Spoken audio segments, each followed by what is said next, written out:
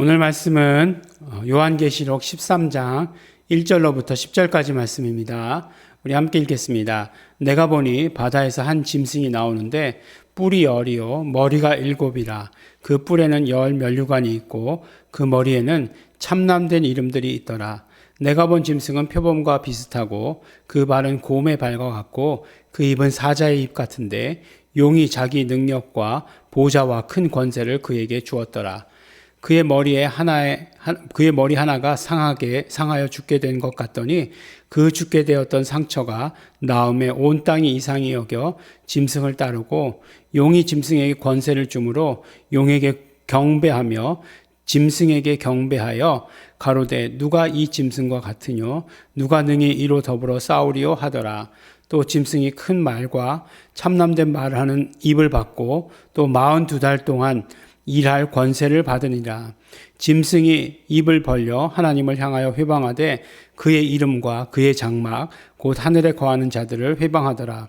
또 권세를 받아 성도들과 싸워 이기게 되고 각 족속과 백성과 방언과 나라를 다스리는 권세를 받으니 죽임을 당한 어린 양의 생명책에 창세 이후 농명되지 못하고 이 땅에 사는 자들은 다 짐승에게 경배하리라. 누구든지 귀가 있거든 들을지어다. 사로잡는 자는 사로잡힐 것이요 칼로 죽이는 자는 자기도 마땅히 칼에 죽으리니 성도들의 인내와 믿음이 여기 있느니라. 아멘.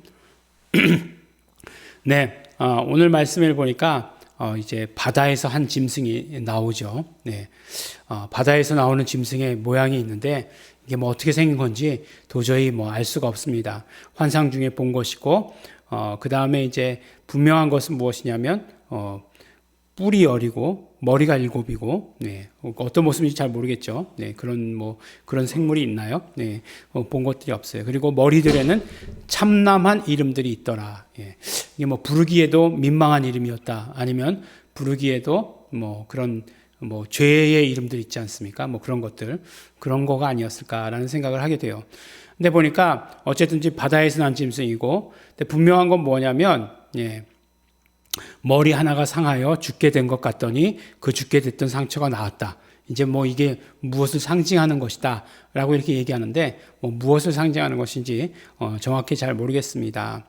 근데 보니까 용이 짐승에게 권세를 주었다라고 하는 말이 있죠. 그러니까 이 용은 누구죠? 용은 분명하게 12장에 나오기를 큰 용, 이 곧 옛 뱀, 마귀라고도 하고 사단이라고도 하는 온 땅을 꿰는 자다. 라고 했던 그 용을 말하는 거죠. 그러니까 결국 누구예요? 마귀, 사단을 말하는 거죠. 마귀, 사단. 이 짐승에게 권세를 주었다라고 이렇게 얘기하고 있어요. 그러니까 어떤 일을 하는 건지 뻔하죠. 예, 그 권세를 주었다라고 이렇게 얘기하고 있어요. 그리고 42달 일할 권세를 받았다라고 이렇게 얘기하고 있어요. 이제 42달 자주 나오죠. 3년 6개월. 우리 이제 42달 그럼 3년 6개월 금방 알죠. 3년 6개월 동안 그러니까 그 어느 정해진 때를 말하는 거죠. 말씀하는 거죠. 항상 42달 또 며칠이었죠? 1000 며칠이었죠? 하여간 또 숫자로 얘기해서 30 곱하기 42 했던 것. 예. 그것들, 예, 그 달 동안을 이렇게 회방한다라고 이렇게 말하고 있어요. 근데 이제 어떻게 회방하느냐라고 하는 사실도 나와 있습니다. 그러니까 분명히 짐승이 일어나고 그 짐승이 일어나는 것은 또 용이 마귀가 권세를 주고 그들이 어떻게 회방하느냐라고 하는 것이 나와 있는데 그의 이름과 하나님을 향해서 회방하되 그의 이름과 그의 장막 곧 하늘에 거하는 자들을 회방하더라라고 이렇게 얘기하고 있어요. 근데 결국은 하나님의 이름을 둔 것은 교회죠. 교회들을 핍박한다라고 이렇게 회방한다라고 이렇게 말씀하고 있습니다.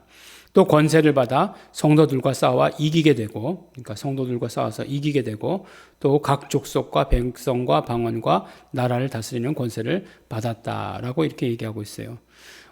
그러니까 결국에는 굉장히 이 핍박의 강도가 세다라고 하는 것을 우리가 알 수 있는 거죠.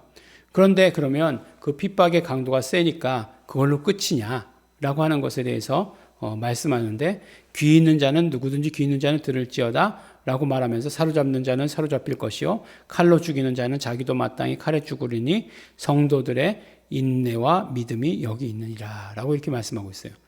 그러니까 항상 우리가 계시록의 말씀을 들으면 그냥 뭐 환상으로만 끝난다면 그러면 그게 어떤 의미가 있을까라는 생각을 하게 돼요.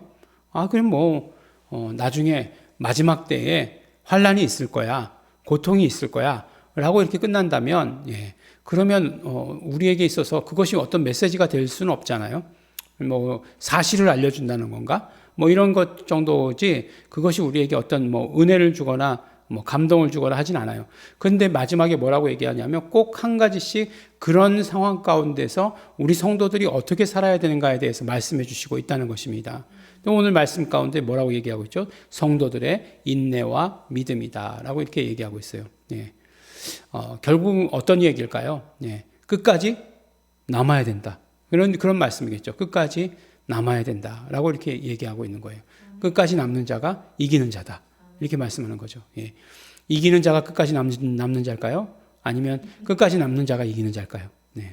끝까지 남는 자가 이기는 자다라고 이렇게 말씀을 해주시는 것입니다.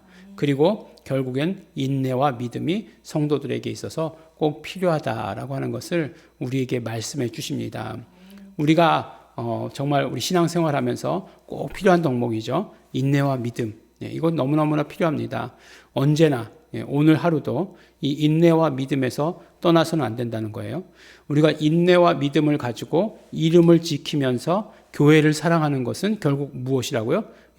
이 마귀에 대적하는 것이다. 이 영적 싸움을 하는 것임을 말씀해 주시는 것이에요. 그러니까 영적 싸움이 달래 영적 싸움이 아니에요. 뭐 이상한 눈 막 그냥 얼굴 찡그리고 막 그냥 뭐 한다고 영적 싸움이 아니고 우리가 인내와 믿음으로 그 이름을 지키며 부르며 사랑하는 것, 교회를 사랑하는 것, 이것이 결국 우리 성도들에게 남은 것이다라고 이 말씀해 주십니다. 이때 마지막이 가까우는 이때 우리가 어떻게 신앙생활을 할 것인가? 적의 공격 목표는 분명해요. 말씀해 주시고 있어요.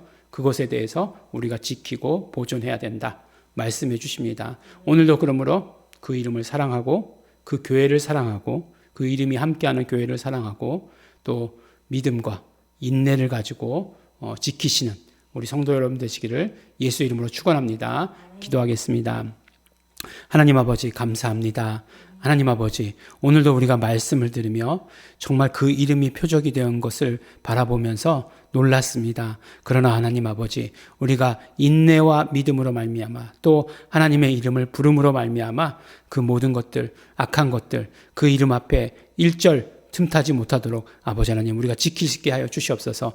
우리가 이름을 알고 있는 자가 아니라 이름을 부르는 자 되게 하여 주시옵시고, 그러므로 말미암아 그 이름을 사용함으로 말미암아 그 이름의 능력이 펼쳐질 수 있도록 아버지 도와주시고 축복하여 주시옵소서. 더불어 교회를 사랑하는 자 될 수 있도록 되기를 간절히 소원합니다. 마지막 때가 가까울수록 아버지 하나님 교회를 진정 사랑하는 자 될 수 있도록 축복하여 주시옵소서. 인내와 믿음 성령님 함께 하시고 지켜 주시옵소서. 감사드립니다. 예수님 이름으로 기도드렸습니다.